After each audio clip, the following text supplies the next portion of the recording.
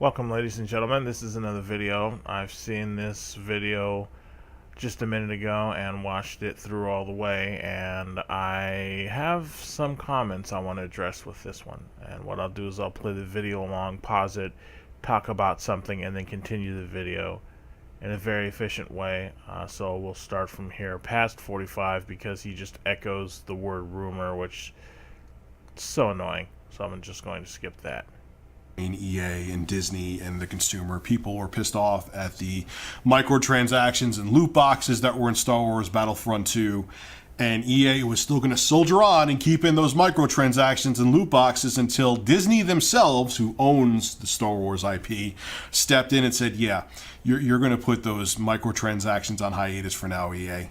Like, you better do it. And EA reluctantly did, even though they're starting to bring them back in. And from what I heard, I don't personally own the game, but EA temporarily took out the microtransactions. Will Disney... Okay, so let's start here. When it comes to microtransactions can be done in a very tasteful way. Say, for instance, you want skins, a helmet, stuff for your weapons. That could be microtransactions. You could charge people for that. If they want, they can buy it. It's not essential to the game's progress or the development of a character. It's just an artistic way of expressing individuality when it comes to every character who plays in the game. Now, I wouldn't mind dropping a few dollars on that. Collectively, if others did it, you would still make money off that hand over fist. And it wouldn't be done in a very distasteful, intrusive way that makes consumers shudder at the mere prospect that you can't progress through the game at the speed you want without dropping currency on top of an already purchased software title that you've already made at the store or digitally online. And some will argue that the cost of a game has gone up. I understand that. So say if it's $80, what you're really talking about is $80 current inflation rate, so it's no longer 60. That's the norm. I understand that. Then you turn around and say, now we have additional content. It's optional, won't affect you. You can level up, progress according to other games in the past where you can unlock things at certain levels, but you shouldn't have to grind forever in the day. I mean, what it reminds me of is that movie Conan the Barbarian, when he starts off as a kid pushing that grinding wheel around until he ends up being this giant of a Hulk man, and then finally he gets taken off the grind wheel and then set to the side to where he gets training by masters that are proficient in the art of war. So that's kind of what I'm looking at when I see these games. I want to play. I don't want to spend forever playing the game, but if the game has good replay value, much like in Alien Isolation, you don't have to make the game 16, 17 hours. The replay value alone will surpass the original expectations, even a lengthy game that has that many hours in it. So it's just important to do microtransactions the correct way, still make money. I do understand it is a business, but don't burn the bridge you're on with your consumers. It can cost you more than you know. He reportedly is very pissed about how EA handled the whole situation with Star Wars Battlefront 2, and they want out. According to comicbook.com and Cinelinx, Disney is in talks with other game developers and publishers, notably Ubisoft and Activision, and they want them to actually start developing some Star Wars games. Now, here's the deal. Most times it's going to be a publisher, is going to be a person who literally puts the game out there for people to buy. They literally put it on the shelves and they do all the stuff from marketing and whatnot and the legal rights and all that stuff. And then the developers are the hardcore guys that come in, or guys or women that develop and then do all the script code writing, the graphic design, the audio, the character creation, and every aspect from the video game industry, which is like 50 different professions within game making, is utilized to make a game. Now, depending on the size of the studio, you may have anywhere from 16 people to hundreds of employees. So it just depends on the studio size. I've seen games that are successful, that are indie dev titles, and have made a lot of money and have gained extreme popularity with the general public, but it was made by a small team. as opposed to games that are done by bigger studios that do have, larger overhead numbers for employees working, and it turns out to be a flop. What you put into a game, your passion, your creativity, when you check your product, quality control through R&D, quality assurance, and then you do everything possible to see if you can try to break the game, because there'll be others that try to do that just to see if they can find glitches and whatnot and exploit it to take advantage of other people. Then after a while that glitch catches on and then they patch it because the word gets around. But the bottom line is, if you want something to be very stable mechanically, you're going to have to put it through the gauntlet. And when you do that, you're going to have to put the R&D team to work and get them to do that, so out of the box it's working. If a game is broken, straight out the box, doesn't matter who it's made by, doesn't matter what genre it's in, if it's broken, you can't play it. It's the same thing as, looking at something in an exhibit behind a glass case. You can look, but you can't touch. That's how I feel when it comes to studios, is when you have a publisher that's putting things out and the publisher is making demands to the developer, and then the developer has to cave in to market strategy and all that to try to make money. That's generally how it works on the totem pole. The developer's at the bottom, the publisher's at the top, because they could be footing the bill on giving money to the developer to put out the title, and therefore they answer to the publisher. Now with EA's case, EA and DICE are one and the same, even though DICE was separate and they had acquired DICE sometime in the past, and then now it's under their family umbrella, where now it's been merged and it's one and the same. That is a different interpretation. You can hold a publisher accountable because, once again, their subdivision studio, such as DICE, in their family is almost one and the same, where if it's something completely different and it is separate from the developer and publisher, then it's generally going to fall on the publisher that takes the majority of the flack. And it should be that way. There's going to be a leader and a follower, and obviously the publisher is going to be the leader and the developer is going to be the follower. But putting that out there, you're going to separate the two and learn to hold certain groups accountable. And that's why EA is kind of, in hot water, whereas other developing studios aren't really as much.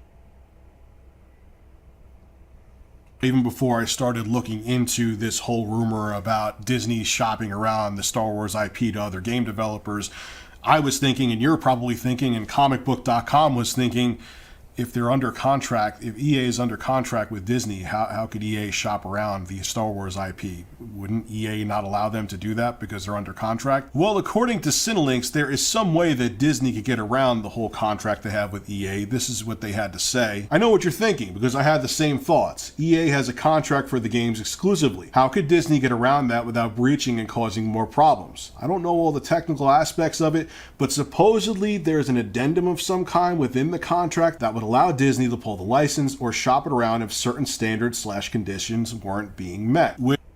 Now, when it comes to contractual agreements, you'll look at certain provisions within a contract. You'll take a look at the clauses, certain things that are to be done, and generally a contract is a meeting of the minds, and then it's in written form for legal enforcement for the courts if the item were to be, resolved in a court or a public forum such as that nature. You would look at seeing who's exactly liable for violation and who makes the initial violation in that contract would then allow the other to get out, because once again they kind of set the bridge on fire they were on, and it's all about getting the other to do something that would break the terms of service regarding that contract, because they would be at fault.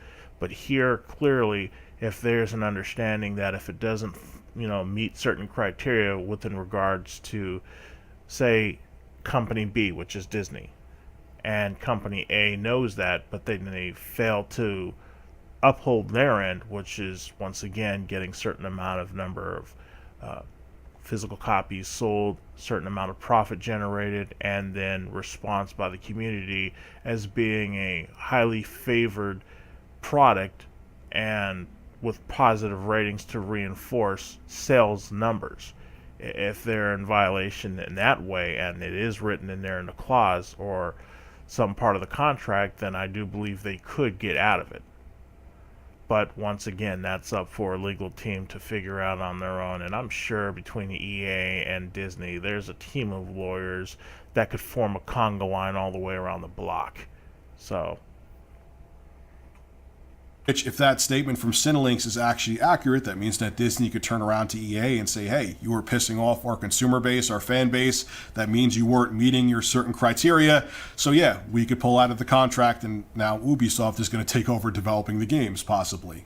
Again, this is all speculation. Take it all with a grain of salt. But, more shocking things have happened in the gaming industry that came to fruition than this. So this is somewhat believable. Will it actually happen? We'll have to wait and see if Disney actually starts working with Activision or Ubisoft. But I wouldn't be shocked if something like this actually came true. Look, I don't blame Disney for wanting to shop around the Star Wars IP. First off, it is worth way too much to them. They spent billions upon billions of dollars on the Star Wars franchise, and they want to make sure it remains profitable for years to come. And I assure you, if it means dropping EA like a hot bag of shit to make sure that continues, they will do so. Star Wars is way more important to Disney than EA is, and there's many other talented game developers and publishers out there that can handle making Star Wars games. And EA just still seems so out of touch. Beyond how they're bringing microtransactions back to Star Wars Battlefront, getting rid of that Star Wars single-player game that they had Amy Hennig, who was the brainchild behind the storylines for the Uncharted series for years upon years. People were psyched about that, EA, and then you drop that too because you just want to focus on multiplayer games to try to milk people for as much cash money as you possibly can. EA, people don't like you, and Disney sees that. Disney pays attention to what's going on, and they are not going to screw up the Star Wars franchise that they invested a shit ton of cash in for you. And there's, like I said, there's plenty of other game developers that can handle making Star Wars games. So again, this is a rumor. Who knows? Maybe Disney will continue to work with EA for years to come. But if something like this happened and we start seeing Star Wars games developed by Activision possibly, it wouldn't shock me. We'll just have to wait and see. This is Rich of Review Tech USA signing out. Have a good one. now there are certain things that I would like to say about companies. Certain companies will try to preserve their intellectual properties and even maintain a quality or standard that is a hallmark of their business. When you sell a product, that product represents you. It is an extension of who you are as a company. To your consumers, they see the product, they become familiar with it, they know the product, hence they know you. Your business credentials are the product you make. The money is the byproduct from the service you provide, to which the consumers will gladly give up their hard-earned dollars. But if you burn them, you'll lose popularity when it comes to public opinion on what companies are better than others, and as a result, you'll start falling down the ladder. That's very detrimental to a business. And certain companies like Nintendo and Disney have tried to maintain that gold standard. Other companies have fallen from grace and have now landed themselves in kind of like the merchant's cloak from Resident Evil 4, like, what are you buying? What are you selling? Like, you could get something from them, but it may be a bit sketchy or where it came from. The bottom line is, if it does what you need it to do, you're a happy camper. But if it doesn't, because it is plagued with technical problems and bugs and other issues that once again displease the consumers or your credentials as a company that's one and the same, then you've basically burned the same bridge you're standing on. Now, I don't dislike EA. I happen to like Electronic Arts from back in the day when they were making video games like Bob for the Sega Genesis. I even have the copy of the game, and I do like playing on my Sega Genesis. I don't own an 8th gen console because I saw a lot of the problems that came up, the technical limitations, the software trying to catch up with the actual hardware, the race, the variations, or the incremental upgrades for the console. And I've been running on a PC ever since I've lost my PS3 to the yellow light of death. 5 years, viciously beating up on the PlayStation 3 via Black Ops in long set rounds for, like, combat training. I've basically played with my nephew, and the system gave up the ghost and just died. So I got my money out of that, but I haven't seen a reason to go and invest $500, $300 into an 8th-gen system where if you spend $500 on an Xbox One, they turn around and they take the basic core system, which is the Xbox One, and the developers say, well, we want to make it available to play across the board the same on all systems in the family. We're going to make this game to run the Xbox One, even though the hardware for the Xbox One X is superior and could take advantage of several things that the developer could offer because of the accelerated hardware. However, due to get the bigger sale numbers, because there aren't that many people who have Xbox One X's in comparison to Xbox One and the various iterations throughout the family, like the Xbox One S, then yes, obviously they're going to make the game to run on the lowest or most anemic system to get that money, and that's how they get the cheese. So I don't see a reason to get 8th-gen systems. I mean, I could get an 8th-gen system if I wanted to get the top dog for $500, get a Blu-ray player with, 4K, high dynamic range, and all that stuff, but I don't need it. This has been a very informative piece that Rich from Review Tech USA has done. He has this weird rival, Killer Comedy Unleashed. They kind of go back and forth, but I think Rich tries to ignore him more often than the other guy acknowledges him, and so it's funny. It's tit for tat. It's funny getting sad in a certain way, but it is entertainment, and that's why I'm here on YouTube. This game, Star Wars Battlefront 2, is the first example of how a company is being held liable for doing something that really irritates the masses or the consumers as a whole, and now the public backlash. This is a trend that has been going on for a while. Hopefully it gets resolved, and then they bring back the gold standard for companies to put out products that are competent and try not to milk the consumers to death and just give you a very entertaining piece of software. That's what I would really like to see. Something that harkens back to the classic days of older systems where they were just about making a game that worked. So, I'd like to thank all of you for watching and listening. Take care and enjoy the rest of your night.